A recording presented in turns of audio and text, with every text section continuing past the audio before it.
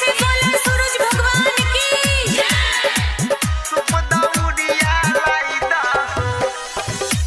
अखन अपने सब सुन रहल छी माँ दुर्गा म्यूजिक के शानदार प्रस्तुति। ए सैया करबै छठ बरतिया हमरा सरिया लाई दहो। ए सैया करबै छठ बरतिया हमरा सरिया लाई दहो। हमरा सरिया लाई दहो बोलम जे पियरिया लाई दहो। तकेला सेब नारियल धरैले सुप दौरिया लाई दहो। ए सैया करबै छठी बरतिया हमरा सरिया लाई दहो। DJ Sumit Satish DJ Sumit Satish DJ Sumit Satish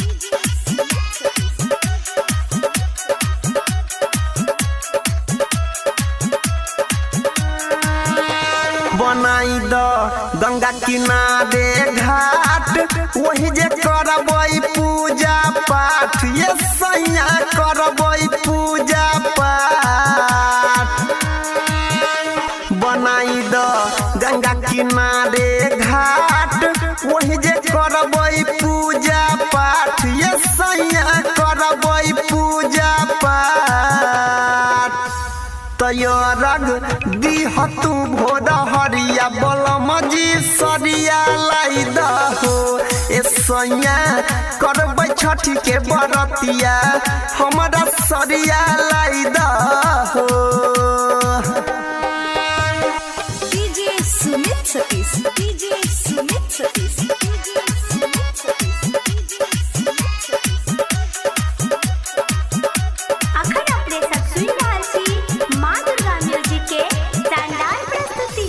तखैबै नहीं 3 दिन खाना हमरा से कर नहीं कोनो बहाना। ये सैया कर नहीं कोनो बहाना। तखैबै नहीं 3 दिन खाना हमरा से कर नहीं कोनो बहाना। ये सैया कर नहीं कोनो बहाना। तयो अनिल सोनू के भेज के खगड़िया नया सरिया मंगाई दहो। ए सैया करबै छठी के बरतिया हमरा सरिया लाई दहो। ए सैया करबै छठ बरतिया हमरा सरिया लाई दहो। ए सैया करबै छठ बरतिया हमरा सरिया लाई दहो। हमरा सरिया लाई दहो बोलम जे पियरिया लाई दहो। तकेला सेब नारियल धरैले सुप दौरिया लाई दहो। ए सैया करबै छठी बरतिया